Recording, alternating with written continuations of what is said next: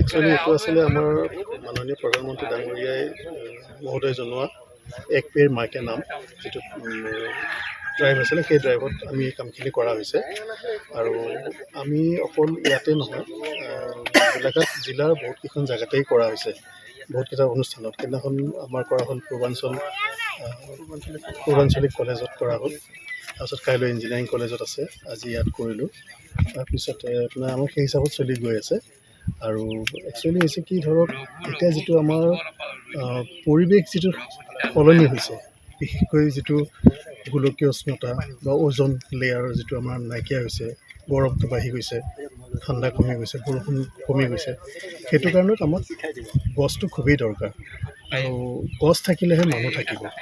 চ' আমি এটা প্ৰচেষ্টা চলাইছোঁ মাননীয় প্ৰধানমন্ত্ৰী ডাঙৰীয়াৰ সেই হিচাপত, যে যাতে আমি পৃথিৱীখন আৰু অধিক সেউজ কৰি ৰাখিব পাৰোঁ।